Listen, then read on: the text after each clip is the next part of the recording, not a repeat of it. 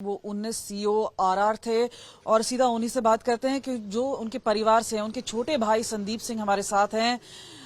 संदीप, बड़े भाई थे वो आपके, 2 साल का ही फर्क था। तो ये बताइए कि क्या आपकी आखिरी बातचीत हुई, कब आपको पता चला कि ये ऑपरेशन चल रहा था और इस तरह से वो शहीद हुए? मेरी उनसे 5-6 दिन पहले बात हुई थी कुछ बुक बाइंडिंग्स की रिगार्डिंग। तो वो कह रहे थे यूनिवर्सिटी में पता करना बुक बाइंडिंग कहाँ पे हो जाए। मैंने बाइंडिंग करवानी कुछ बुक्स की ना। तो परसों मैंने उनको फ़ोन करके बताया था कि बुक बाइंडिंग हो जाएगी, लेकिन मेरे को प्रॉपर साइज पेजेस वगैरह बुक्स के कितने हैं वैसे सब बता देना। तो वो मतलब उनको सेव करके रखना चाहते थे थोड़ा आगे के लिए ना, कि सेव रहेंगी लॉन्ग टाइम के लिए। तो बस यही बात हुई थी 6-7 मिनट। तो कल उनको मैंने मतलब क्या चार्जेस मांग रहे हैं शॉप्स वाले वो बताने के लिए फ़ोन किया था, लेकिन उन्होंने फ़ोन नहीं पिक किया। आपने तकरीबन 12 बजे फोन किया जब ऑपरेशन चल रहा था और फोन नहीं, वो जनरली फ़ोन उठा लेते थे, बात कर लेते थे। नहीं बात करनी होती तो बोलते थे मैं बाद में बात करता हूँ, बिजी हूँ। पर कल फ़ोन नहीं उठाया उन्होंने। और आपको बता दें कि जो ऑपरेशनल डिफिकल्टी थी, कोकरनाग के वो जो इस इलाके में ऑपरेशन चल रहा था, जो यूनिट है वो पूरा 8 घंटा ऊपर चल के चली गई, जहां पे ताबड़तोड़ गोलियां चलाई गई। और जो सबसे पहले आगे लीड कर रहे थे वो कर्नल मनप्रीत थे।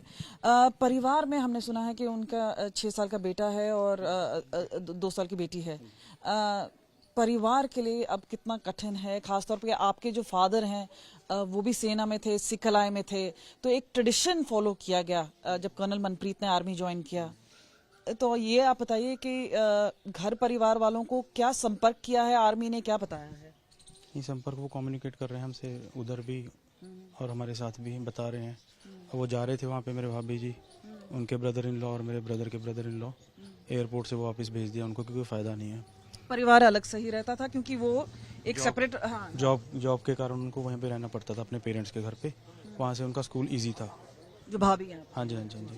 तो आपको अंदर दिखाते हैं क्योंकि परिवार का जो एक हिस्सा है वो रहता है पंचकुला में और जो उनकी धर्म पत्नी है वो है। और अब यहाँ पे देखिए किस तरह से जो अरेंजमेंट किया जा रहा है, रोने की आवाज आ रही है।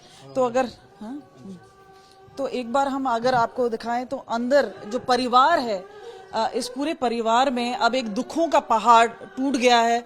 और यहाँ पे जो घर की महिलाएं हैं, खास तौर पे अगर हम परिवार के साथ अंदर जाएं तो यहाँ पे अब आस पड़ोस के जो जितने लोग हैं वो आए हैं यहाँ पे दुख जताने के लिए। तो दुखों का पहाड़ टूट चुका है, सब सदमे में है। खास तौर पे 2014 में कर्नल मनप्रीत है, उनके मृत्यु हुई थी, लेकिन फौज में उनका बेटा गया था। तो जाहिर सी बात है यहाँ पे जिस तरह से परिवार में एक गमगीन माहौल है। संदीप से एक बार फिर बात करते हैं।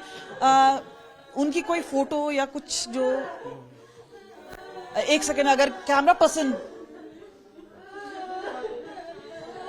पर्सन आए बाहर, तो ये जो परिवार है, हंसता खेलता परिवार, अब ये देखिए, तो ये एक परिवार की फोटोग्राफ है। कर्नल मनप्रीत हैं।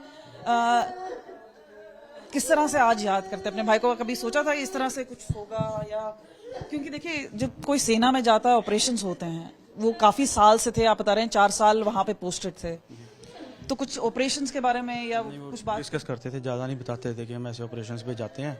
और हमें भी इतना वो नहीं होता था कि ऐसे लगता था कि चलो बाकी आर्मी है साथ में ये करते हैं, और एक ज़्यादा वो नहीं होता था कि ऐसा भी हो जाएगा। आप लोग गांव से हैं, परिवार से? मैं मामा है ना। आप मामा हैं। आज कितना फक्र होता है कि देश के लिए उन्होंने अपनी जान दी, शहादत दी। बहुत कुछ कहने कुछ नहीं है, कुछ नहीं कह सकता।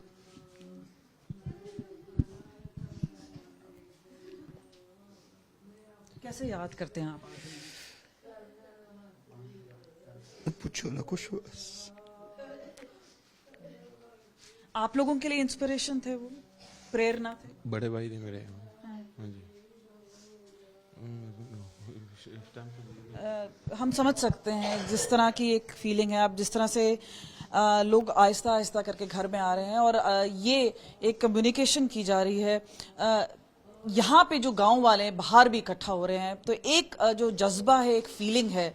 और यहाँ पे तस्वीर है ये इनके पिताजी की तस्वीर है और ये भी सिकलाई में थे और इनके कदमों पे चलते हुए जो उनके बेटे हैं उन्होंने भी सेना में भर्ती हुए और उसके बाद ये भी 12 सिकलाई में थे और 19 सीओ रहे, 19 आरआर के सीओ रहे। तो जाहिर सी बात है दुखों का पहाड़ टूट गया है अब इस परिवार पे और जो समूचा गांव है अब धीरे धीरे करके इनके यहाँ पर आ रहा है और खास तौर पे इनके दुख में शामिल हो रहा है। और ये दुख सिर्फ इस गांव का नहीं, ये पूरे देश का है।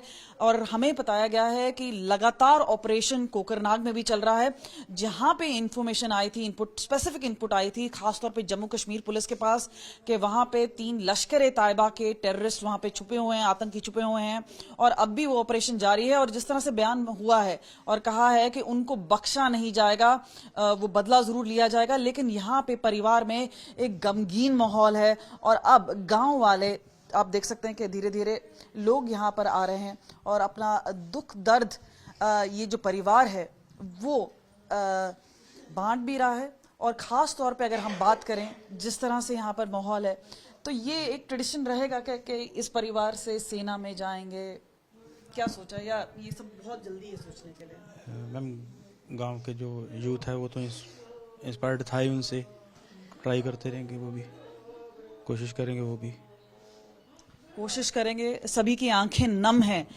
लेकिन ये जो परिवार है अब दुखों का पहाड़ झेल रहा है और खास तौर पे अब सूचना वो एक कम्युनिकेशन का इंतजार है कि जो मॉर्टल रिमेन्स हैं वो कब आएंगे और आगे की जो प्रक्रिया है खास तौर पे एक लंबा सफर है जो परिवार को तय करना होगा और वो भी कर्नल मनप्रीत के बिना।